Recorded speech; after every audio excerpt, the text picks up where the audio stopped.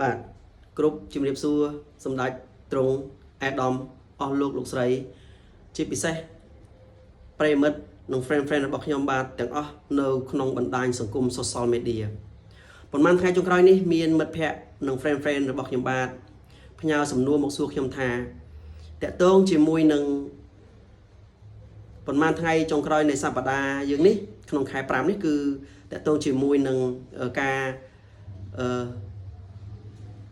ប្តីទៅមានប្រពន្ធក្រោយឬក៏ប្រពន្ធទៅមានប្តីក្រោយហើយតកតងជាមួយនឹងការចោះសម្បត្តិអាពាហ៍ពិពាហ៍ថាតើចោះសម្បត្តិអាពាហ៍ពិពាហ៍ឬក៏អេតាស៊ីវិលហើយថាតើអ្វីទៅជាសម្បត្តិអាពាហ៍ពិពាហ៍ឬក៏អេតាស៊ីវិលហ្នឹងហើយតើសម្បត្តិអាពាហ៍ពិពាហ៍ឬក៏អេតាស៊ីវិលនោះមានសារៈសំខាន់យ៉ាងម៉េចខ្លះបងប្អូនខ្លះគាត់នៅតែមានចំណុចឆ្ងល់នៅត្រង់នេះទើបគាត់សួរខ្ញុំហើយថាតើបើសិនជាមានសម្បត្តិអាពាហ៍ពិពាហ៍ឬក៏អេតាស៊ីវិលហើយថាតើគាត់បើសិនជាដៃគូម្ខាងគាត់មានការផាត់ក្បត់គ្នាថាតើវាពាក់ព័ន្ធទៅនឹងច្បាប់អ្វីដើម្បីដាក់ទោសទណ្ឌទៅលើបុគ្គលនោះតាមច្បាប់បងប្អូនក៏បានដឹងអស់លោកស្រីក៏បានដឹងតាក់ទងជាមួយច្បាប់ឯកពន្ធភាពឬក៏ទ្វេកពន្ធភាពនឹងឯងអញ្ចឹងដើម្បីដឹងថាវាពាក់ព័ន្ធអីខ្លះថ្ងៃនេះខ្ញុំបាទសូម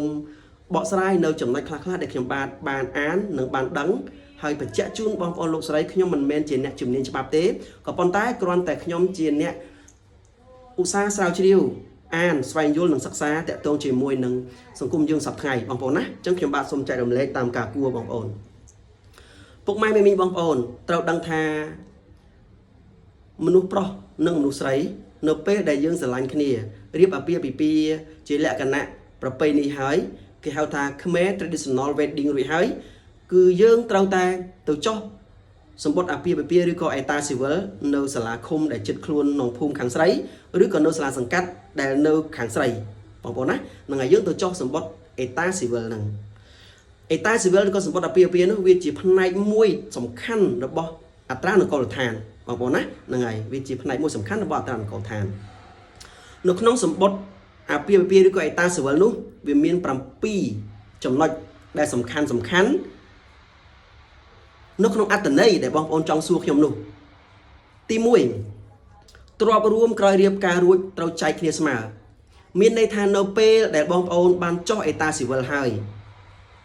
ណាមានន័យថាក្រោយរៀបការរួចគឺទ្រព្យដែលបងប្អូនរកបាននោះគឺត្រូវចែកគ្នាស្មើទី2ការពារប្រឆាំងទ្វេកពន្ធភាពមានន័យថាមានប្តីច្រើនឬក៏ប្រពន្ធច្រើនទី3ចុះសម្បត្តិកំណើតឬក៏បញ្ជាក់សម្បត្តិកំណើតឲ្យកូនបាទទី4ធ្វើប្លង់ដីឬក៏ប្លង់ផ្ទះ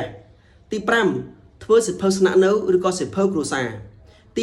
6ទទួលអាហារកិច្ចពេលឪពុកម្ដាយលែងលះគ្នាបងប្អូនសំខាន់ណាស់ណាសំខាន់មែនទែនចំណុចទី6នេះមានន័យថាទទួលអាហារកិច្ចពេលឪពុកម្ដាយធ្វើការលែងលះគ្នាមានន័យថាបើសិនជាយើងបានចុះអេតាស៊ីវិល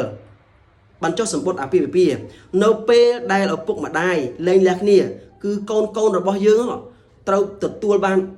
អាហារកិច្ចពីឪពុកឬក៏ពីខាងម្ដាយសំខាន់ណាស់បងប្អូនណាហ្នឹងហើយទី7គ្មានអំពើហិង្សា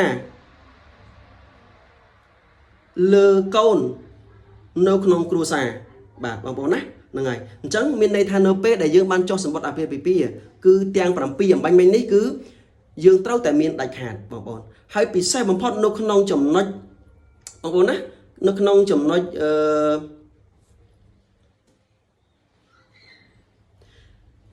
ទី2ដែលបងប្អូនចង់ដឹងនេះគឺមានន័យថាការពារប្រឆាំងទ្វេកពន្ធភាពមានប្តីច្រើនឬក៏ប្រពន្ធច្រើនអញ្ចឹងត្រង់ហ្នឹងបងប្អូនបានសួរខ្ញុំថាចុះបើសិនជាមានសម្បត្តិអេតាស៊ីវិលនឹងហើយមានសម្បត្តិអាពាហ៍ពិពាហ៍នឹងហើយតើបើសិនជាអាចចំណុចទាំង7អំបញ្ញមិញនេះវាពិតជាបាននឹងទទួលបានអត្ថប្រយោជន៍មកលើសម្បត្តិអេតាស៊ីវិលនឹងទៅចុះបើសិនជាខាងប្រុសក្តីខាងស្រីក្តីគាត់មានកំហុសទៅមានប្រពន្ធណាថ្មីមួយទៀតទៅមានប្តីថ្មីមួយទៀតតើគាត់ខុសត្រង់ណាបងប្អូនណានេះបងប្អូនខ្ញុំនឹងចែករំលែកបងប្អូនតាក់ទងជាមួយនឹងច្បាប់ស្ដីអំពីទ្វេកពន្ធភាពឬឯកពន្ធភាពនេះបងប្អូនណាអញ្ចឹងខ្ញុំសូមបកស្រាយជូនបងប្អូនត្រង់នឹងបន្តិចចុះបងប្អូនណានេះបងប្អូនត្រង់នេះបាទត្រង់នេះគឺគេនិយាយអំពីបទផាត់បងប្អូនណាគេនិយាយអំពីបទផាត់ ចឹងបងប្អូនចាំស្ដាប់មើលណាបទផាត់ត្រូវកើតឡើងពេលដែលបុរសឬស្ត្រីដែលមានសហព័ន្ធត្រឹមត្រូវតាមច្បាប់រួចហើយបែរជាទៅរួមសេវនកិច្ចជាមួយនឹងស្ត្រីឬបុរសផ្សេងទៀតមានន័យថានៅពេលដែលយើងមានសហព័ន្ធជាប្តីជាប្រពន្ធរួចហើយណាយើងអត់លែងលះគ្នាទេយើងទៅមានដៃគូថ្មីមួយទៀតអត់បានទេឧបមាថាជនល្មើសបានរួមសេវនកិច្ច5ដងជាមួយនឹងបុរសឬស្ត្រីដទៃទៀតមិនមែនជាសហព័ន្ធរបស់ខ្លួនជាធម្មតាគេអាចគិតថាជាបទល្មើសណា5ដងពលគឺមានបទផាត់ចំនួន5ដងដែលកើតឡើងនៅពេលវេលានិងទីកន្លែងខុសគ្នាហើយក្នុងការផ្ដន់ទាទោសជនល្មើសតុលាការប្រើប្រាស់វិធានបទល្មើសត្រួតគ្នាក្នុងការសម្រេចសេចក្តីប្រព្រឹត្តនោះអញ្ចឹងណាបងប្អូនណាហ្នឹងហើយអញ្ចឹងមានន័យថានៅពេលដែលយើងបានចុះអេតាស៊ីវិលហើយប្តីឬក៏ប្រពន្ធលួចផាត់ក្បត់គឺត្រូវបានចាត់ទុកថាប្រព្រឹត្តបទផាត់បានចែងឲ្យផ្ដន់ទាទោសតាមមាត្រាទី7និងមាត្រាទី10នៃច្បាប់ស្តីអំពីឯកពន្ធភាពដែលប្រកាសឲ្យប្រើដោយព្រះរាជក្រមលេខបាទខ្ញុំសូមអត់អានលេខទេណានិងមាត្រាទី7នៃច្បាប់នេះដដែលចែងថាត្រូវចាត់ទុកថាជាអំពើផាត់គឺរួមសវនកិច្ចរវាងបុរសដែលមានចំណងអាពាហ៍ពិពាហ៍ពីមុនមិនទាន់រលាយជាមួយស្ត្រីដទៃមានន័យថាយើងអត់ទាន់បានលែងលះគ្នាដាច់ស្រេចទេឃើញទេទៅប្រព្រឹត្ត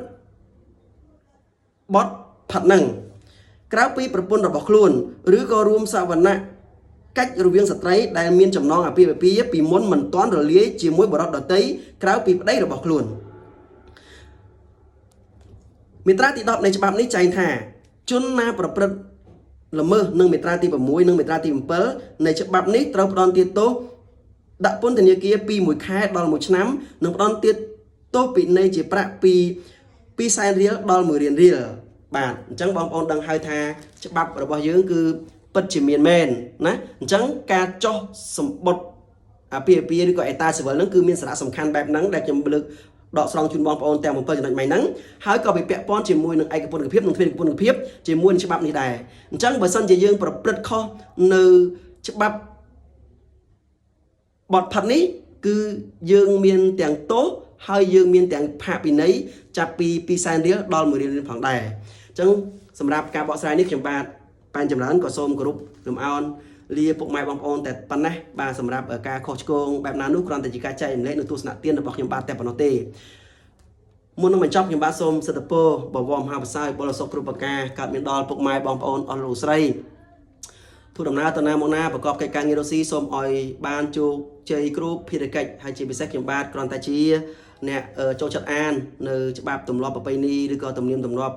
បទព្រហ្មទណ្ឌតែប៉ុណ្ណោះគ្រាន់តែអានជាការចែកទស្សនៈទានជូនបងប្អូនអស់លោកស្រីតែប៉ុណ្ណោះអញ្ចឹងបើមានករណីណាខុសឆ្គងសូមមេត្តាខន្តីអភ័យទោសគ្រាន់តែជាការចែកម្លែកចំពោះទស្សនៈទានទៅដល់បងប្អូនដែលចង់ដឹងចង់ឮនិងចង់បានជាសេចក្តីរលឹកតែប៉ុណ្ណោះសូមអរគុណសូមជម្រាបលាបាទ